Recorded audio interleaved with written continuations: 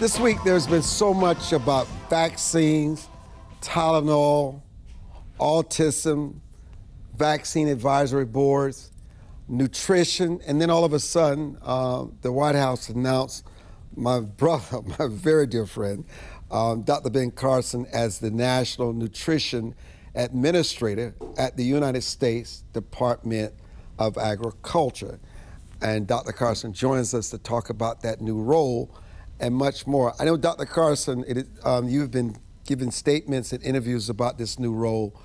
What is it that you've not been asked since accepting this role that is critical to this new position and the role that you would play not only with nutrition, but also with the Department of Health and Human Services? And welcome to our broadcast. Well, thank you. Good to be with you. Well, one of the things that needs to be talked about in more detail is what has happened to us as a nation. Why is it that our life expectancy for the last few years has been going down rather than up, as it is in many other countries? What are we doing differently that's causing this problem? And that's one of the things that I really want to focus on and analyze. And that includes looking at what's going on in some other countries. You know, there's a good friend of mine who had diabetes, and he's been in Italy for the last 2 months, and his diabetes has gone away. That tells you that this is related to the environment, to the food that you're eating. And we need to really recognize that we have a huge role, each one of us, to play in terms of our health. And I've said for many years, if everybody ate 3 well-balanced meals, nutritious food, drank 6 to 8 glasses of water every day, got regular rest, didn't put harmful substances in their body, and exercised, it would have an enormous impact on what happened in that person's life. But a lot of people aren't willing to do that, and they pay the consequences. But how do we remove the harmful ingredients in food, in drugs, in medicine, Dr. Carson? Well, in many cases, we already know that we're putting things like petroleum-based dyes and things in the food for aesthetic reasons. We want it to look good. That's not a good enough reason to poison people, to be honest with you. And we need to get serious about it. Fortunately, a lot of the food companies agree with us and have already come to the table. You probably saw the announcement that Kellogg a few weeks ago said they are going to be looking for substitutes that are not deleterious to your health for the coloring of cereal and other foods. And there seems to be a recognition by the food industry that this has been going on. And I suspect a lot of people in the industry have been thinking about it, but really perhaps didn't feel that their comments would be welcome and therefore kept silent. A lot of those people are coming to the table now. This is good. Now, you know, you're in a very unique position because obviously you have the total trust of the White House and the president. They will give you the kind of leeway that is just unprecedented. You have the trust of Brooke, who's Secretary of the Department of Agriculture. You have the trust of the Secretary of the Department of Health and Human Services, Mr. Kennedy. Given the influence that you can have and to move the bureaucracy out of whatever you decide to pursue, what mandate have you set forth for yourself? Are there boundaries to what you can do? And how does all this tie together between the Department of Agriculture, HHS, and the Make America Health Again agenda? Well, it's not really about me and what I can do. It's about how do we bring people together to understand that this affects all of us. It affects the health of our nation. which is a security issue as well. And we just have to start thinking about the things that we can do voluntarily within our sphere of influence that will be beneficial not only to ourselves but to those around us.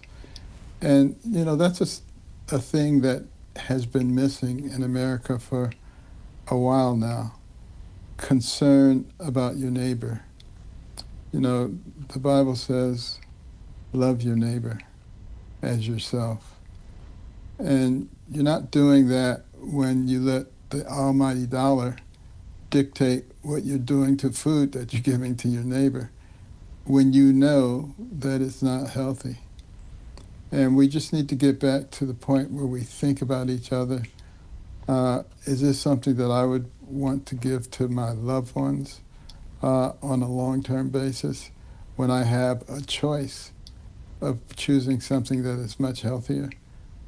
And that's the way we have to start thinking. So let me challenge you here, Dr. Carson. You, more than just about anybody on the planet, understands the intersection between nutrition and medicine and everything else. And you also understand rural health and housing efforts for Make America Healthy Again as the former Secretary of Housing and Urban Development. What is success for you? And what is it that you would like to implement to make sure what you just laid out for us, which makes all the sense in the world, that not only, like you said, it's not about you, but make America healthy again, moving her in the right direction? Well, we need to look at what are people buying, what are people eating. For instance, in the SNAP program, it's been possible for people to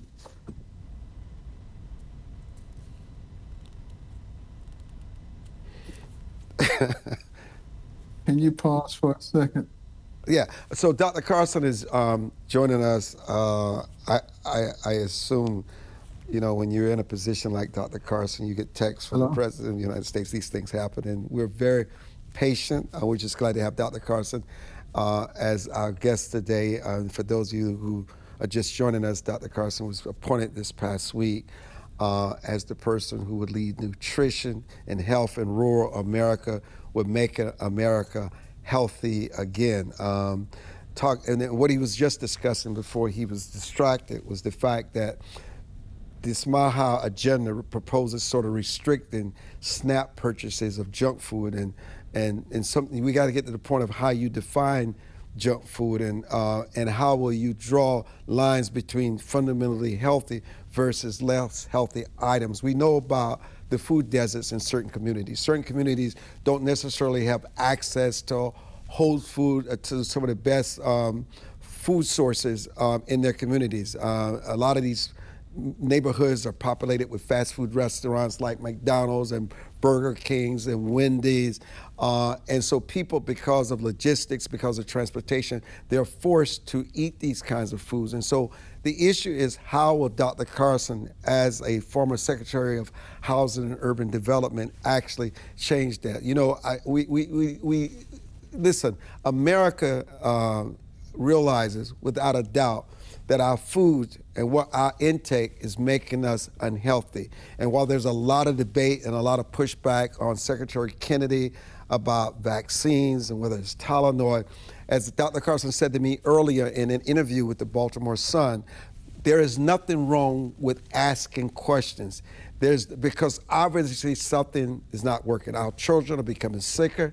Cancer is rising among them, and they pinpoint it to believe that it has to do something, it has to do with the food, and it has to do with the medicine. And what we need to do is go back and ask more questions. And we're asking these questions because we want to make America healthy again. We want America to exercise more. Dr. Carson talked about drinking 8 to 12 glasses of water a day, exercising, watching your food intake. All these things are very important to the health of Americans. This is why, for me, myself, I'm up early in the morning. I try to run 6 miles at least 5 days a week. I try to watch what I eat. We can always do more. Certainly in my own life, I can drink more water. I certainly don't drink enough water, but we all can do better. Dr. Carson, please continue.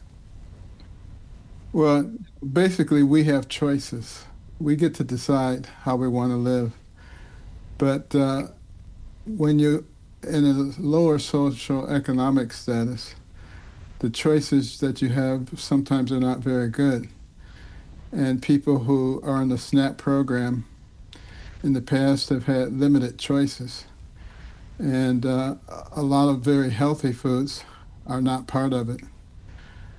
And what we've done is increase the number of healthy food choices significantly, and we'll continue to expand that.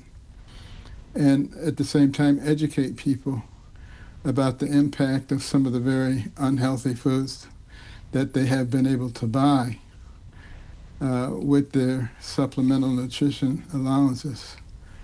And I think that will make a big difference. Let me tell you what critics worry about, Dr. Carson. Critics worry that the Make America Healthy Again conflates popular health rhetoric with scientifically controversial ideas.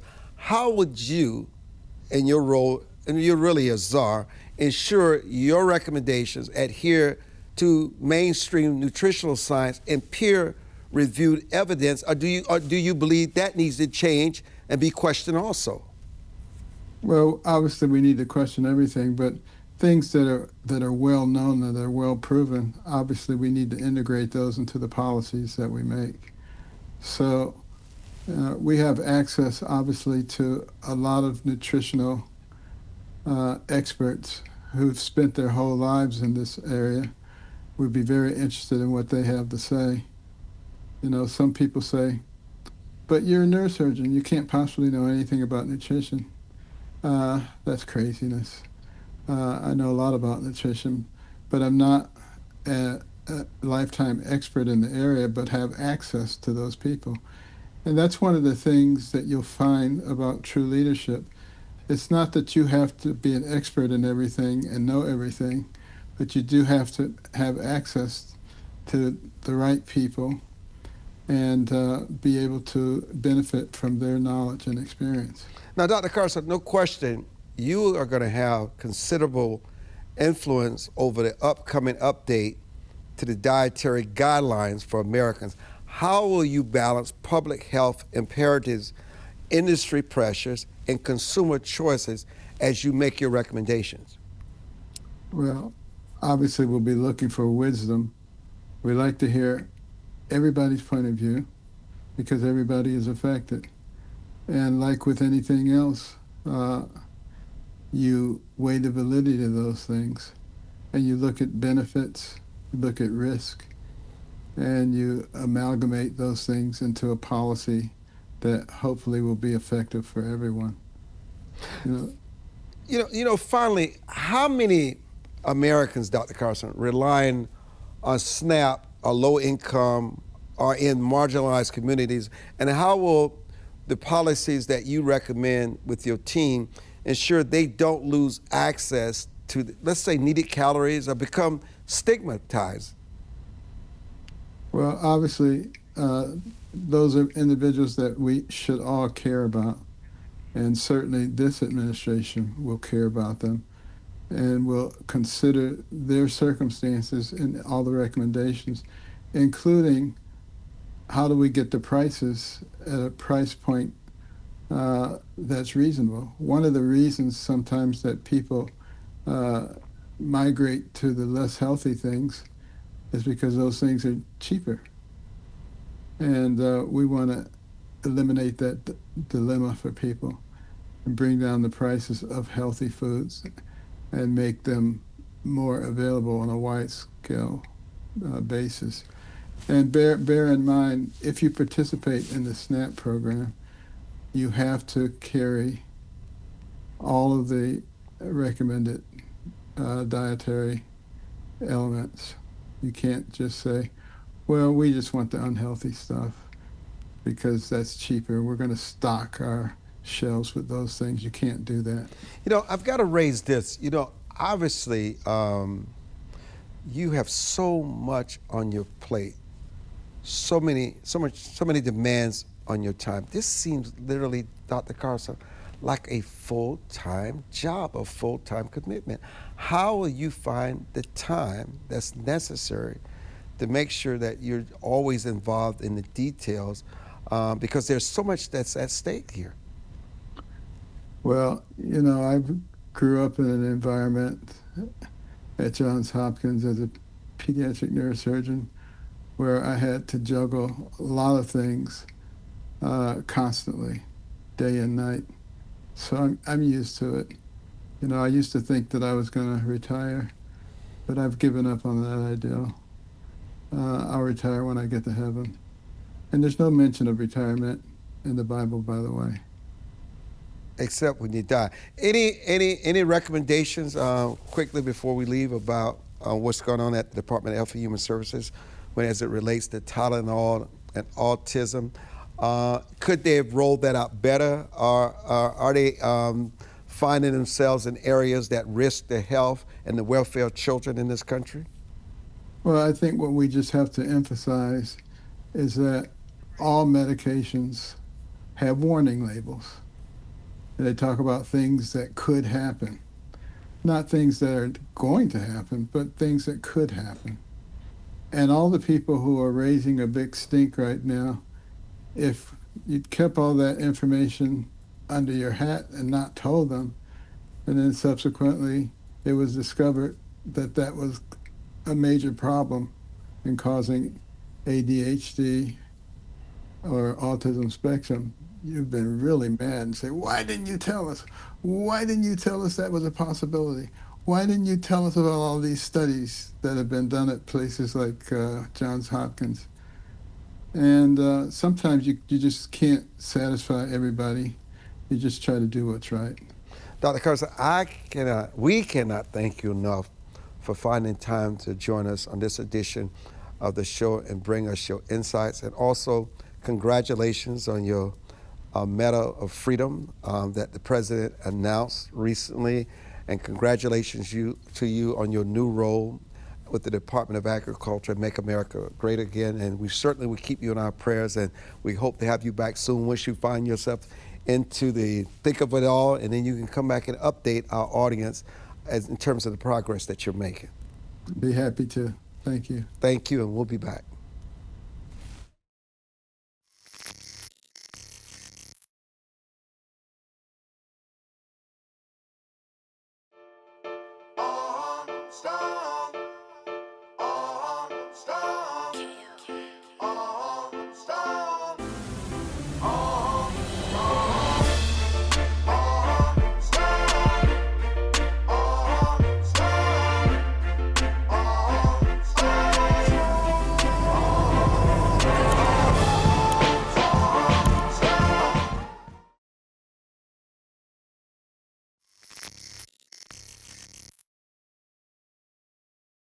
So we're going to talk a little foreign policy here with Taylor Hathorn and James Robbins, and also Ryan Morgan, who's joining us on Zoom.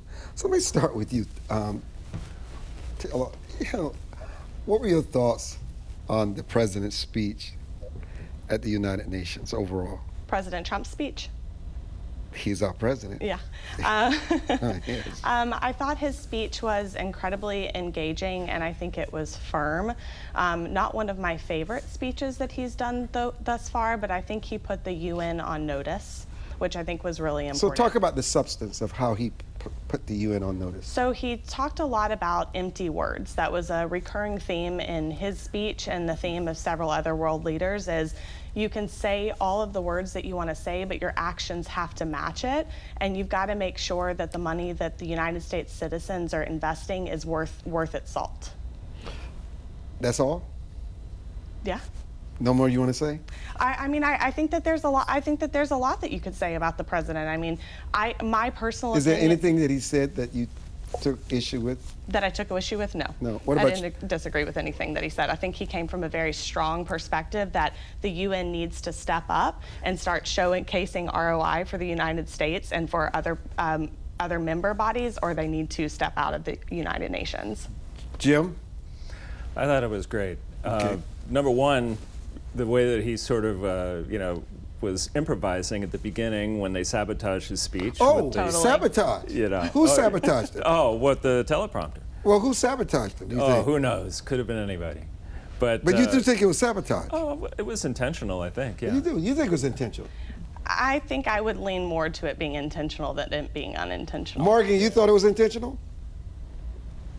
There is a teleprompter in addition to some issue with the escalator. It's a couple of coincidences there, right? Well, the White House photographer in his backing up triggered the escalator to stop. That has been verified. I only thought that the White House staff and Secret Service had access to the teleprompter. Now, if you said somebody went in and pulled the power and shut it off, that's a different story. But I don't see how anybody else could have access to the teleprompter in all fairness. Well, I don't know, but the way he handled it was fantastic. I mean, 100%. he showed that he could, get up there, he could improvise, he could just do his thing. He talked about how he wanted to rebuild the UN building and, all this other stuff, which put into one of his themes about corruption and how the UN is corrupt, that, they're spending too much on the building, taxpayer money or other money, who knows where it comes from, who knows where it goes. So the $1 billion, which he offered to build for them, the marble, and they got ripped off. You didn't find him at all condescending to other nations in anything he had to say? Well, it could be taken that way, but I think his overall message was one attacking the roots of the UN and what it's supposed to mean. He was talking about globalism and the experiment that's been going on for 30 years in globalism that hasn't really worked out. So so Margaret, let me come to you.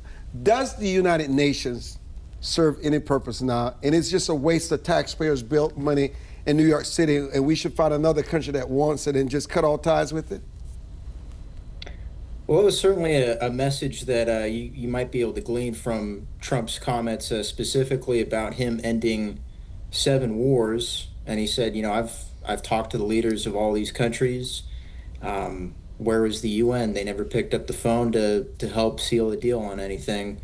And bookending off of that, he also said, the United Nations has potential, but it's not living up to its potential.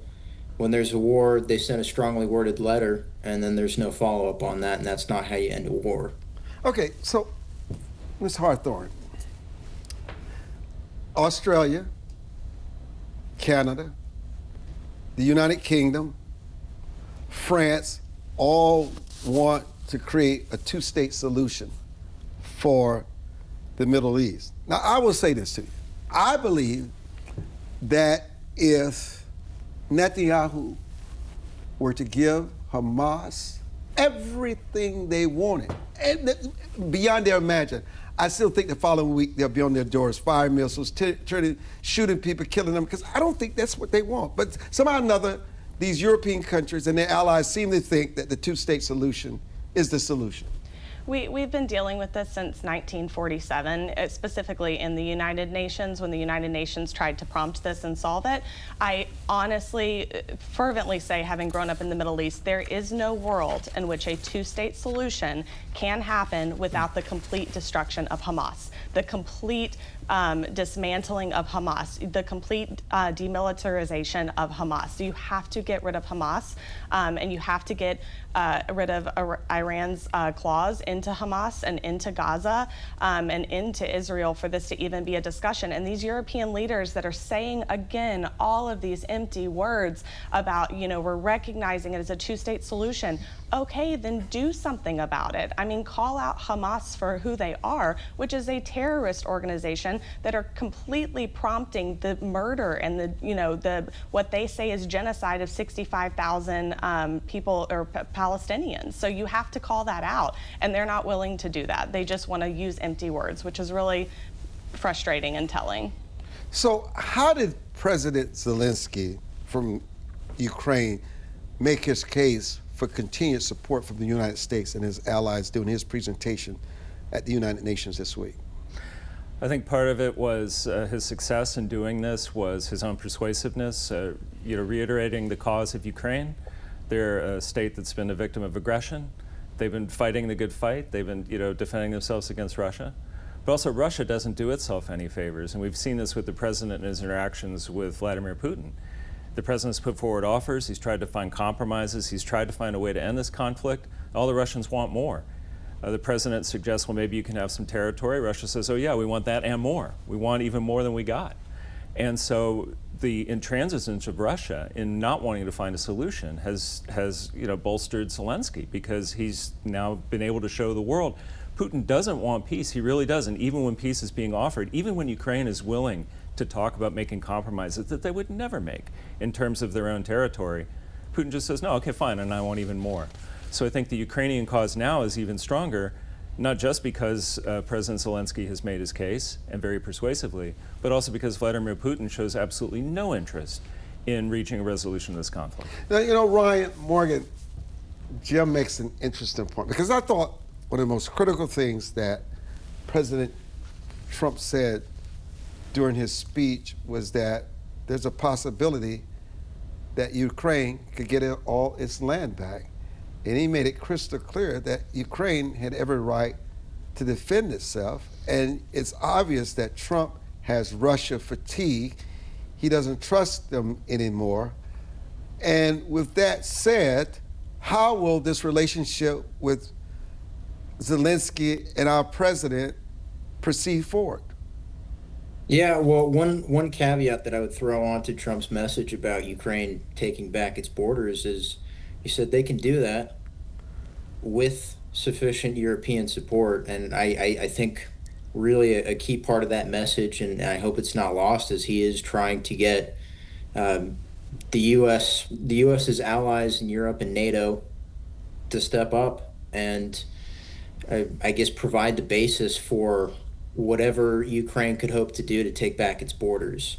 Now, I've been talking to conflict analysts that are looking at, okay, what would it actually take to take back those borders? And I'm still trying to get a good idea of really what it would take. That's something I'm actively researching or reporting on. But Trump has made it clear that his vision is that Europe steps up to the plate on this. That's a key component of this.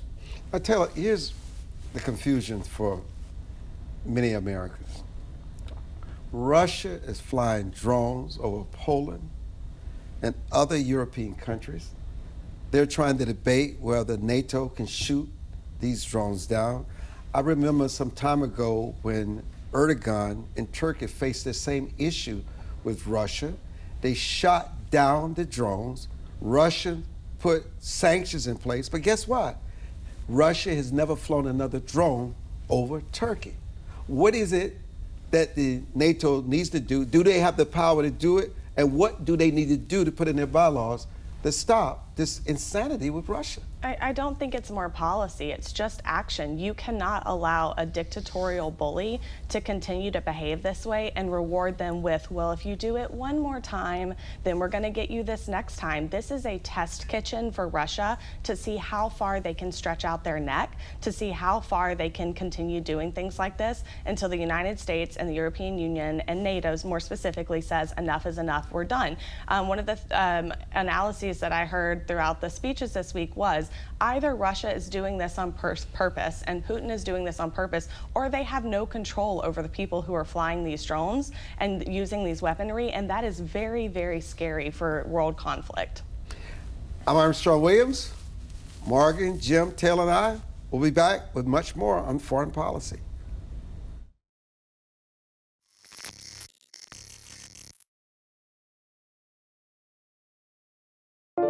It is easier to build up strong children than to try and repair broken men. The streets are plagued with crime, violence. There's a lot of poverty, and it's all a result of lack of education that's happening in our schools. So it really is a crisis. We come from very different political perspectives, but we've come to the same conclusion, and that is there is a crisis in the classroom. Children are being deprived of quality of life because they're being deprived of a good education. We must solve this problem. It's incumbent upon all of us to join hands together to get this done. We can't afford to wait one more day before we address these issues, because every day we lose another child. Let's stop the politicking. Let's stop the games. Let's really do something to give these kids a real chance at life and being a part of that American dream. We need accountability for funding. Many of the districts where you're seeing very low test scores, students graduating with very low literacy and math comprehension rates, they are receiving a lot of funding. So where is the money going where our kids aren't being adequately educated? If you believe every child is deserving of a quality education, please go to educationjusticefoundation.com.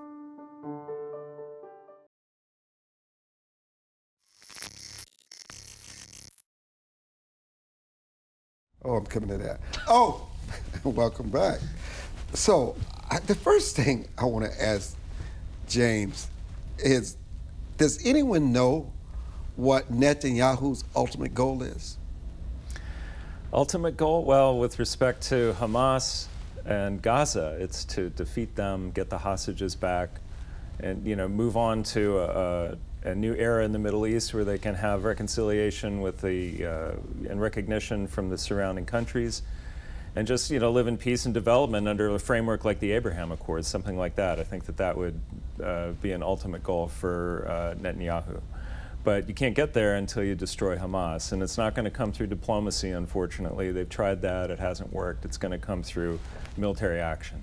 Privately, James, what do you think Trump has said to Netanyahu? Do whatever you want to do. I'm not going to say anything. I'm not going to stop anything you're doing. Because it seems as though he just has total freedom to do whatever. Well, the problem has never been getting support from President Trump. The problem in this whole conflict has been the hostages and the lives of the hostages. And Hamas knew that from the beginning. It was part of their plan from the beginning to take the hostages as an insurance policy against the Israelis going all the way with this conflict and just taking them out and just leveling Gaza. So you agree with what the president had to say during his UN speech about caving in, and you have these 20-some hostages, you have 30-some dead, you got to return the living as well as the dead, and we should never cave into this kind of atrocity. Yeah, absolutely, because the terrorists use our humanity against us.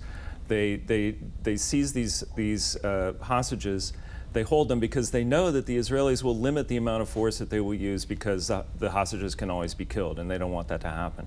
But at a certain point, and we're almost 2 years into this conflict now, and 80% of the original 250 hostages have been returned or accounted for. At a certain point, the math becomes very difficult because you're losing troops. You're losing, like we had the civilians killed inside Israel recently.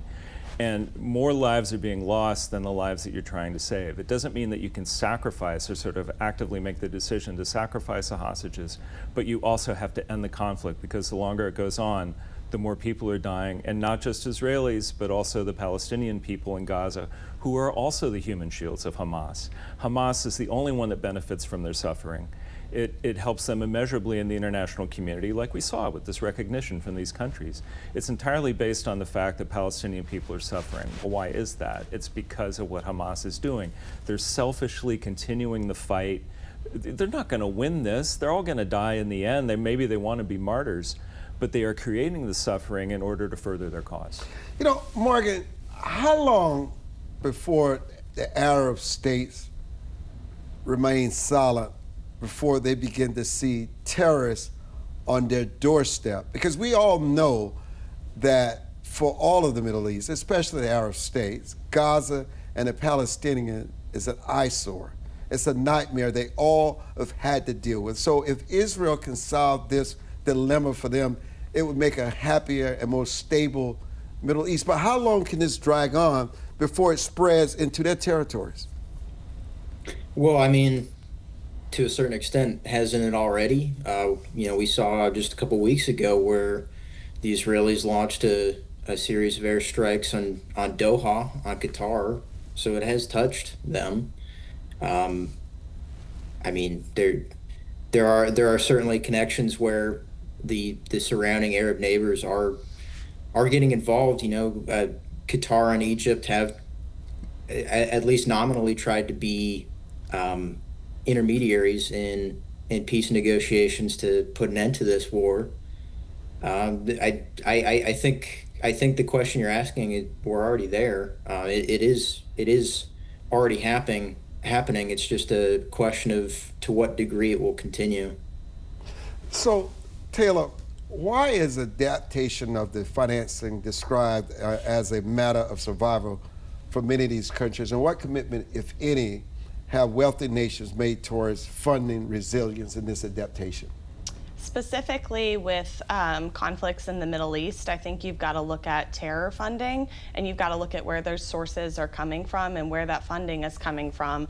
I was looking at some stats over the weekend about the United Nations and about some of the aid that's been given and distributed into Gaza, and over 85% of the aid that has been given has been looted since. Looted? 85%? 85% of the aid that was sent in to Gaza by the United Nations, by different member states of the United Nations, has been looted and has not gone to the people. And so when you look at financing and you look at just some of the numbers that are coming in, it's really, really hard to stomach where we're at when you hear constantly that Israel is the big bad bully and they're doing everything wrong. These European leaders need to seriously start addressing the real core root of the issue here. This does not mean that the civilian loss of life is not tragic. It very, very much is. Women and children in that area are suffering at the hands of terrorists, and I think you do need to trace back some of the funding here.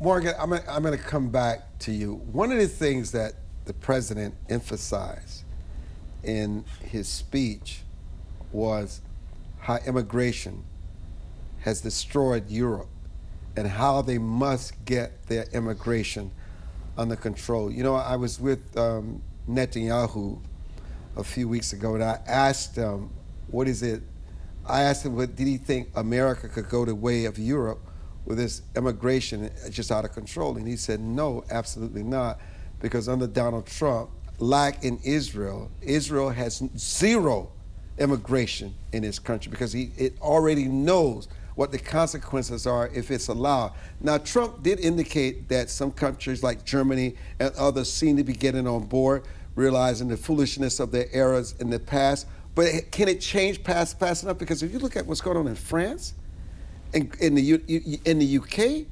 it's almost frightening to watch. Morgan. Yeah, my point on that.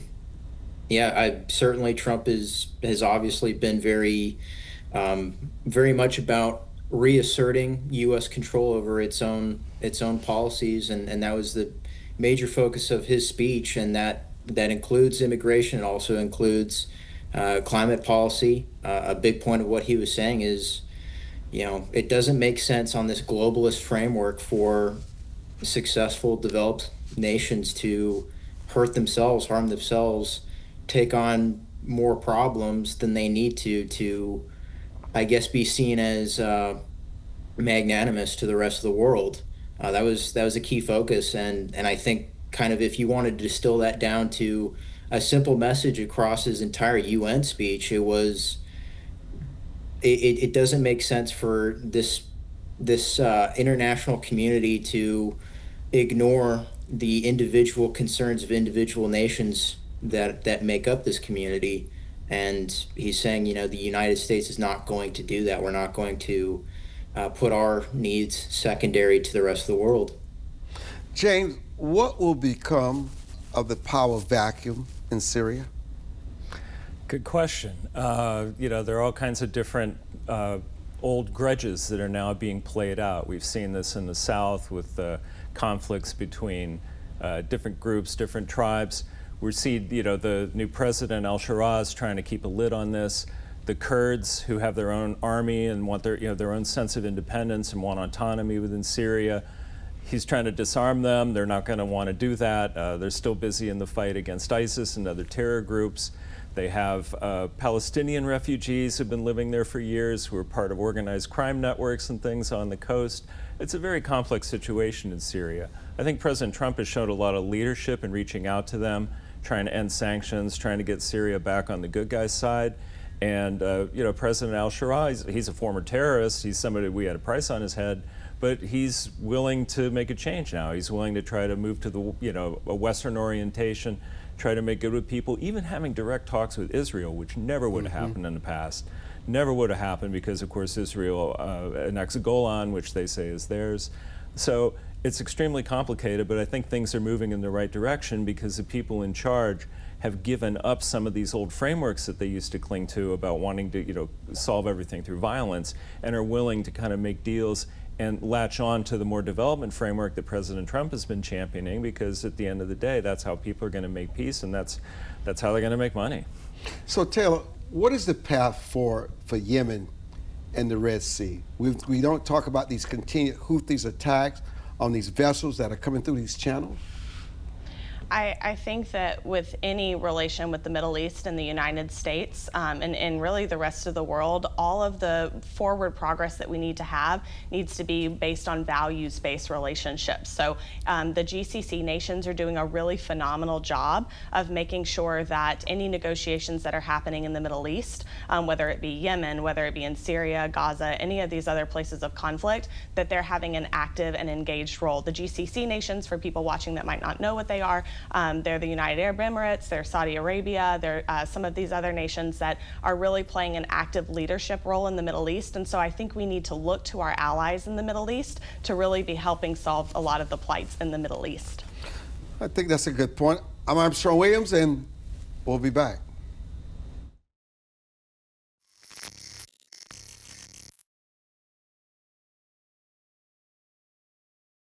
As a home buyer, you need a lender who cares about your home ownership dreams.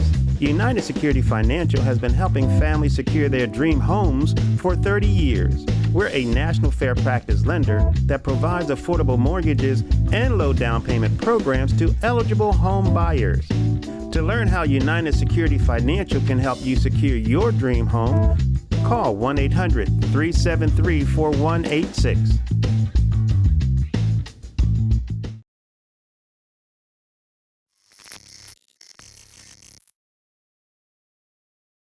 So James, I'm curious to how France and Germany is going to navigate domestic and foreign policy shifts, because it's happening seriously and quite rapidly. Well, it's difficult for them. When we see things like this, move by some states to recognize a Palestinian state, to an extent, that's a reaction to domestic politics, because they have a lot of immigrants coming in from that region. There's a growing political power of those people inside their countries, and that's difficult for them.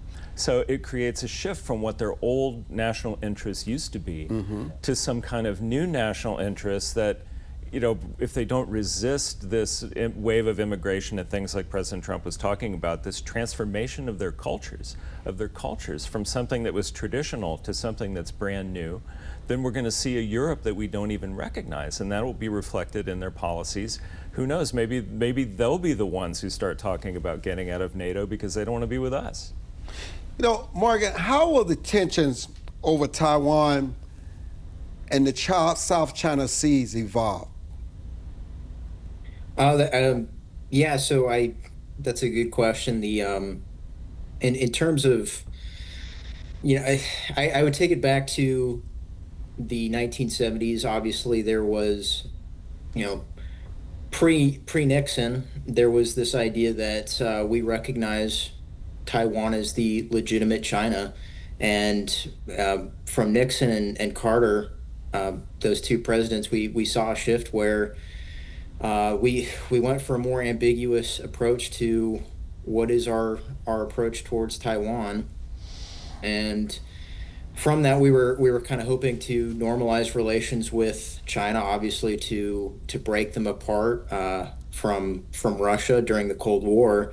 We were hoping to normalize China and to sort of bring them into kind of the broader economic relationship with the rest of the world, with the Western world. And has that experiment really worked out for us? Well, I don't know. We see that the Chinese military has been expanding rapidly in recent decades, and I was actually speaking with a foreign policy expert on this topic earlier this morning. He said it looks like they're building for a plan to blockade the island, and that'll be a test moment for us to see, is the U.S. really willing to step in and actually incur the costs that it would take to try and keep Taiwan independent from Yeah, but China. you're also implying that there have been serious consequences from the U.S.-China strategic competition. Would you care to elaborate a little bit more? So, Taylor, they're competing with each other for global dominance, for global influence. I mean, Putin actually, when Putin was in China, Xi actually thought he had a chance to bring peace in Russia. There was no chance of that happening. So this global competition for strategic dominance is really impacting this, where sometimes they have blind spots and lose sight of the issues that are right on their doorsteps.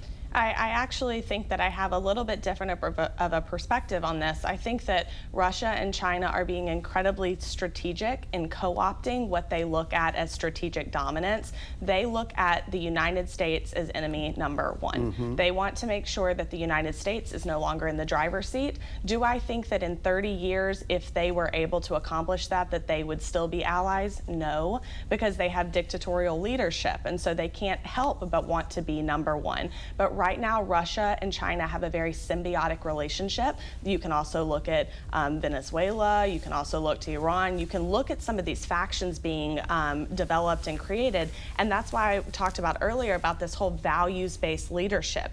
At this point, you need to look at who our allies are, and it's the ones who have democratic values, who respect the rule of law, who look at humanitarian initiatives as a priority. I mean, China still has the imprisonment and enslavement of Uyghur Muslims. Russia is killing Ukrainians by the hundreds of thousands, and you've got them giving speeches at the UN Security Council, really criticizing the United States. China doing the exact same thing for their stance on Israel and using their veto power when they have over 70 times stood with each other, blocking just different sanctions against them through the Security Council. So I think it's incredibly hypocritical, and we have got to start calling out China for who they are. I am so much more less concerned about their military growth than I am of their use of hybrid warfare. Yeah, but let me take what you said and let me come back to Morgan, because the U.S. remains focused with China in the Indo-Pacific, Morgan. And when you talk about evolving economic measures like tariffs and security alliances with countries like Japan and Australia, and then you have to take into consideration there's this diplomatic competition with China's Belt and Road Initiative. So speak to that. Yeah, I don't know that there's necessarily a disagreement with me and Taylor on her last point. I guess maybe one way to look at this is, you obviously you brought up the Belt and Road Initiative, and we have to take into consideration how the U.S. policy towards countries like Iran, China, Russia, Venezuela. Obviously, we take a hard approach to them, but does it push them together? Does it catalyze the formation of their own counterbalance alliance to us, to the transatlantic sort of arrangement that the United States and NATO has? So obviously, Belt and Road is a soft power play by China, where they're trying to build influence throughout the world and to expand their potential network of allies and partners. And we're having to calibrate how we take that approach to isolate them rather than catalyze the formation of their alliance. Let us move to the Americas with Jim. What is the future of U.S.-Mexico relations? Well, good question. I think that the relationship has been improved by the fact that President Trump closed the border, and that may sound counterintuitive, but in fact, it takes that issue more off the table. But then how are they going to deal with this transnational crime? Well, then we can move on to that issue, because that's the next part of it. When we talk about the cartels and the other enablers of this transnational crime that are very active in northern Mexico, and are a threat even to Mexican sovereignty because they basically run the joint. So the United States can be helpful in various ways with that. We've declared a number of these things international terrorist organizations, narco-terrorist organizations, which means we can do new levels of intelligence sharing. We can take new types of legal action against these things, and we've seen that with the United States now being more active in the Caribbean and also on the Pacific side in interdicting drugs and trying to help out. Because remember, a lot of this goes to Mexico as a transmission belt to then go to the United States, and that's one of the things that's empowering these cartels. So the United States, working cooperatively with Mexico, can help out with that. And also, President Trump has also talked about new economic connections with Mexico, going beyond the USMCA agreement and moving on to like a new type of trade agreement with Mexico. And Mexico is one of our most important trade partners, and especially in the energy sector. So to the extent that we can develop that also strengthens Mexico in their fight against these international criminals. Now, let me go to Africa. How can the world's most vulnerable states be stabilized? I really think that you've got to get China and Russia and any of these other dictatorial nations out of those regions. How that happens, I think that that's more of a foreign policy question that people who've been studying these crises for generations can answer for you. But I think as long as you have China and as long as you have Russia involved in African nations and manipulating them and taking advantage of their resources under the guise of this Belt and Road Initiative that is intended to promote education and healthcare, but you're not seeing those outcomes. And places like the United Nations say, oh, well, they're doing such a great job. They're doing humanitarian work. What are the outcomes like? Are the African nations doing any better than before China was involved? And the answer is no. And so I think you've really got to call out China as an aggressor, even through soft power. They're using hybrid warfare in these countries. I got a minute left. I'm going to stay with you then. What will be the impact of rogue America? Of a what? A rogue America. Oh, you've got to have reinforced rule of law. That is something that you are seeing throughout the assassination of Charlie Kirk. You're seeing that through the attack on the ICE facility. There has got to be a reinstatement of the rule of law in this country, and it has to be the same approach that we handle with our allies and our adversaries abroad, the same thing that we do at home. Morgan, finally, in a minute left, how will technology and AI be governed?